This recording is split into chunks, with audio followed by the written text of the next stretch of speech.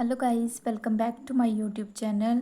तो आज हम एक्सरसाइज 5.3 का क्वेश्चन नंबर 3 करेंगे। तो देखो, क्वेश्चन नंबर 3 में हमें क्या है कि इन एन एपी हमें गिवन है ए की वैल्यू, डी की वैल्यू, ए एन की वैल्यू, और हमें बोला गया है हमें एन और एस एन की वैल्यू को फाइंड करना है। तो सबसे पहले देखो, हमें एपी में जो गिवन है टर्म वो क्या है, ए इज इक्वल्स टू 5 है, डी जो है वो 3 है, ए एन जो है 50 है। हमें एन और एस एन फाइंड करना है। तो देखो, एस एन को तो हम फाइंड करेंगे तभी जब हमें एन की वैल्यू पता होगी, तभी हम एस एन फाइंड कर सकते हैं कि एन जो हमारे पास कितना है, उससे हम एस एन की वैल्यू को फाइंड कर सकते हैं। अब देखो, एन फाइंड करने को बोला है। अब हमारे पास अगर मैं फॉर्मूला यूज़ करूँ तो देखो क्या होता है, A N is equals to A plus N minus one D. ये फॉर्मूला है मेरे पास। अब मैं इस फॉर्मूले के अकॉर्डिंग अगर देखूँ तो मेरे पास ए की वैल्यू भी गिवन है, ए एन की वैल्यू भी गिवन है, डी की वैल्यू भी गिवन है। वहाँ से मैं एन की वैल्यू को फाइंड कर सकती हूँ इजीली। तो सबसे पहले मैं यहाँ से एन की वैल्यू को फाइंड करूँगी। तो देखो, मैं इसमें सारी वैल्यूज़ को पुट करूँगी। ए एन जो है मेरे पास है 50 इज इक्वल्स टू ए की वैल्यू है 5 प्लस एन माइनस वन और 3। तो देखो क्या आ गया, 50 इज इक्वल्स टू 5 प्लस ये 3 एन, और ये यहाँ पे -3 हो गया। तो 50 इज इक्वल्स टू 5 माइनस 3 2 आ गया, प्लस 3 एन। तो 50 minus 2 is equals to 3 N. तो क्या आ गया मेरे पास, 48 इज इक्वल्स टू 3 एन। यहाँ से मैं एन की वैल्यू को फाइंड करूँगी तो 48 डिवाइडेड बाई 3 आ गया। देखो, 3 वन ज़ा 3, 3 वन ज़ा 3, 3 सिक्स ज़ा 18, यानी कि जो एन की वैल्यू वो मेरे पास आ गई है 16। एक चीज़ होगी फाइंड। अब देखो, हमें एन की वैल्यू पता चल गई तो हम एस एन वाला फॉर्मूला इजीली यूज़ कर सकते हैं। तो हमारे पास क्या आ जाएगा, S N is equals to N upon two A plus N minus one D. अब देखो, एन की वैल्यू 16 है, यानी कि हमें एस 16 फाइंड करना है। तो 16 अपॉन टू मल्टीप्लाई बाय ए की वैल्यू कितनी है हमारे पास 5, प्लस एन की वैल्यू 16 माइनस वन डी की वैल्यू 3। तो देखो, इसको मैं आपस में कट करूँगी, 8 आ गया, 5 टू ज़ा 10 हो गया, plus 16 minus one 15 multiply by 3, ये आ गया। अब देखो, 8 10 प्लस 45, 13 5 ज़ा 45। इन दोनों को आपस में ऐड करूँगी तो क्या आ जाएगा 55। अब आगे क्या करूँगी, इन दोनों को आपस में मल्टीप्लाई कर दूँगी। तो मल्टीप्लाई करने के बाद क्या आ जाएगा 440, यानी कि एस 16 की वैल्यू जो मेरे पास आई है वो आई है ये। ठीक है, इस तरीके से हमें पता चल गया। हमें एन और एस एन की वैल्यू को फाइंड करने के लिए बोला गया था।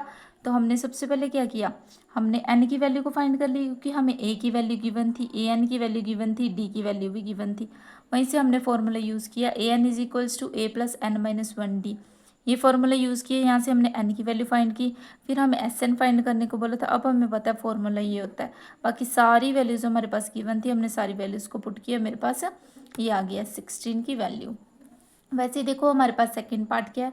सेकंड पार्ट में हमें ए की वैल्यू 7, ए 13 जो है 35, और डी और एस 13 की वैल्यू जो है फाइंड करने को बोला है। अब यहाँ पे भी देखो, अगर ए 13 है, यानी कि एन जो है हम 13 ले रहे हैं, क्योंकि ए एन इज इक्वल्स टू होता है ना, जो भी होता है। तो देखो, फॉर्मूला क्या है, A N is equals to A plus N minus one D. तो अगर मैं वैल्यूज़ को पुट करूँ तो देखो, A 13 is equals to A plus 13 minus one D, ऐसे आ जाएगा। यानी कि A 13 is equals to A plus 12 D. अब देखो, ए 13 की वैल्यू दी है 35, ए की वैल्यू दी है 7, 12 डी एज इट इज़।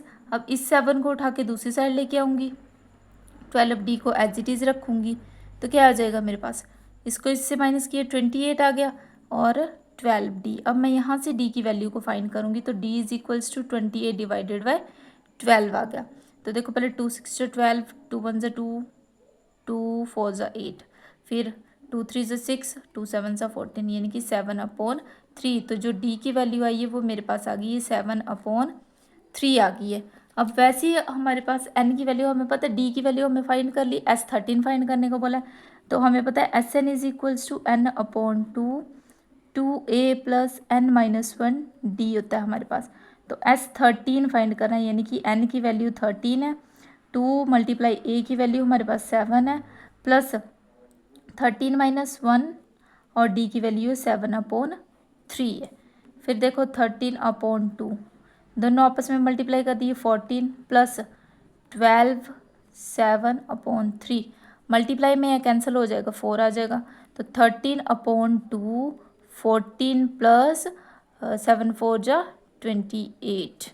अब यहाँ से देखो 13/2 आ गया। अब मैं 14 प्लस 28 कर दूंगी तो मेरे पास आ जाएगा 42 हो गया। अब देखो मैं इन दोनों को आपस में मल्टीप्लाई कर सकती हूँ। तो देखो 13/2 मल्टीप्लाई बाय 42, तो 2 1 2, 2 2 4, 2 1 2, यानी कि मैं 13 मल्टीप्लाई बाय 21 करूँगी तो जो मेरे पास आ गया 273। तो यानी कि हमारे पास जो S13 की वैल्यू आई है ये आई है 273। इस तरीके से हम जो थे, हमें ए की वैल्यू गिवन थी, A13 की वैल्यू गिवन थी, हमें फाइंड करना था डी और S13 फाइंड करना था। अब देखो इसी का थर्ड पार्ट है हमारे पास, कि हमारे पास गिवन है A12 इज इक्वल्स टू 37 है, डी की वैल्यू हमारे पास 3 है, हमें ए और S12 की वैल्यू जो है फाइंड करनी है। अब यहाँ पे भी अगर देखूँ तो AN is equals to A plus N-1D formula आ गया। अब हमें बोला A12 यानी कि A प्लस 12-1D, यानी कि A12 is equals to A plus 11D आ गया। अब देखो A12 की वैल्यू मुझे गिवन है 37 इज इक्वल्स टू A की वैल्यू गिवन नहीं है, A मैं एज इट इज़ रखूँगी, 11 मल्टीप्लाई बाई D की वैल्यू 3, तो क्या आ गया 37 is equals to A plus 33। यहाँ से अगर मैं A की वैल्यू को फाइंड करूँगी, A को मैंने यहीं पे रखा, इसको मैंने यहाँ भेज दिया, तो जो A की वैल्यू आ गई मेरे पास कितनी आई, 4 आ गई। अब A की वैल्यू तो होगी फाइंड। अब हमें नेक्स्ट बोला S12 फाइंड करना है, तो हमें पता है SN is equals to N/2 2A plus N-1D। अब मैं सारी वैल्यूज़ को पुट करूँगी S12, यानी कि N की वैल्यू जो है 12 है मेरे पास, 2 मल्टीप्लाई बाई A की वैल्यू कितनी है मेरे पास 4 है, प्लस 12-1 और D की वैल्यू कितनी है मेरे पास 3 है, लिख दी सारी। अब देखो 2 1 2, 2 6 12, 6 आ गया, 4 2 8 आ गया, प्लस 11 मल्टीप्लाई बाय 3 आ गया, तो 6 8 प्लस 33। अब मैं इन दोनों को ऐड कर दूंगी आपस में, तो क्या आ जाएगा मेरे पास 8 प्लस 33, तो 8 9 10 11 1 एंड 1 4 ये आ गया। अब इसको हम करेंगे 624, यानी कि जो S12 की वैल्यू आई है मेरे पास 246 आई है। ये हमें फाइंड करना था, हमें सारा कुछ गिवन था, A12 गिवन था, हमें D की वैल्यू गिवन थी। अब इन दोनों से हम A की वैल्यू फाइंड कर सकते, जब हमने A की वैल्यू फाइंड कर ली, SN वाला फॉर्मूला यूज़ करके हम S12 की वैल्यू जो है फाइंड कर सकते थे। नेक्स्ट है हमारे पास फोर्थ पार्ट।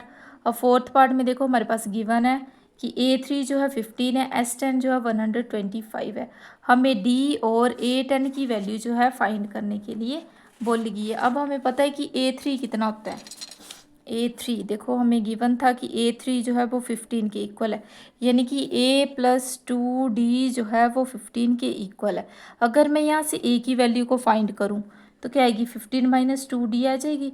इसको मैंने इक्वेशन नंबर 1 मान लिया।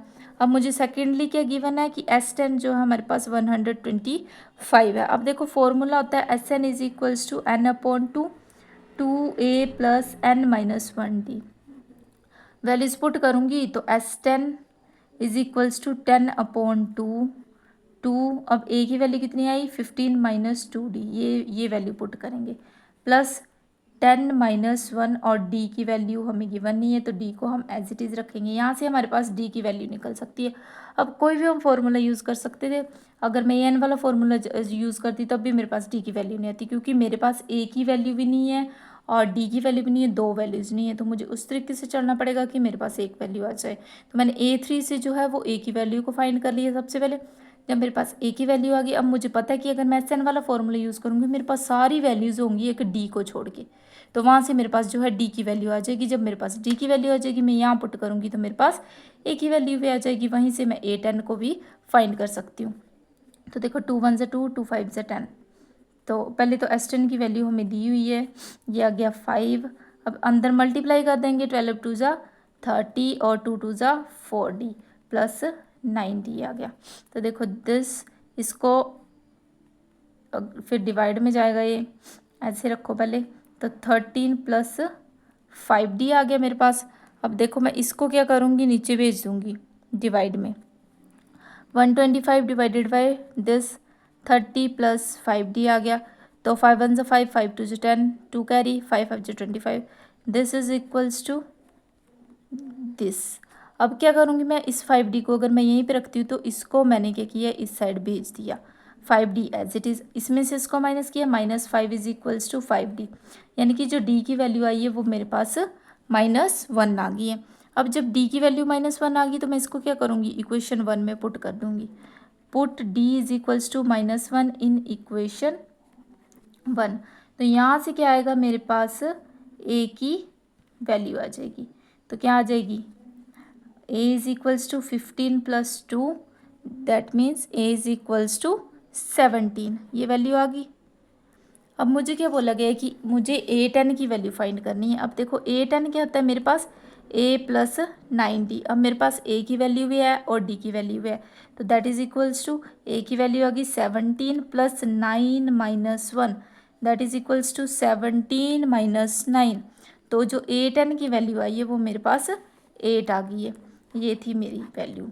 इसमें हमें क्या गिवन था कि a3 गिवन था, तो सबसे पहले हम a3 को क्या लिख सकते हैं, a प्लस 2d लिख सकते हैं। वहाँ से मैंने a की वैल्यू को पुट कर लिया। अब आप सोचो कि यहाँ पे हमने डायरेक्ट फार्मूला यूज़ क्यों नहीं किया। देखो मैं an वाला फार्मूला यहाँ यूज़ नहीं कर सकती, क्योंकि ना तो मेरे पास a की वैल्यू है ना मेरे पास d की वैल्यू, दो वैल्यूज़ नहीं है। अगर मैं sn वाला फार्मूला यूज़ करती तो वहाँ भी सेम ही था, मेरे पास a की वैल्यू भी नहीं थी, d की वैल्यू भी नहीं थी, तब भी मेरे पास कोई भी टर्म जो थी फाइंड नहीं हो सकती थी। तो मैंने क्या किया, सबसे पहले यहाँ पे ये वैल्यूज़ को पुट करके सारी जो थी सॉल्व की, वहाँ से मेरे पास ये वैल्यू आ गई। ए की वैल्यू मैंने यहाँ से फाइंड की। जब मैंने ए की वैल्यू फाइंड कर ली, मैंने यहाँ पे एस एन वाली में पुट कर दी। एस एन वाली में पुट करने के बाद मेरे पास एक वैल्यू जो है डी की आ गई। अब जब मेरे पास डी की वैल्यू आई तो मैंने उसको इक्वेशन 1 में पुट किया, वहाँ से मेरे पास ए की वैल्यू आ गई। अब मेरे पास ए और डी की वैल्यू दोनों है, तो वहाँ से मैंने क्या किया, मुझे a10 फाइंड करने को बोला हुआ था, तो मैंने a10 फाइंड कर दिया, a प्लस 9d। तो ये थे आपके फर्स्ट 4 क्वेश्चन, क्वेश्चन नंबर 3 के।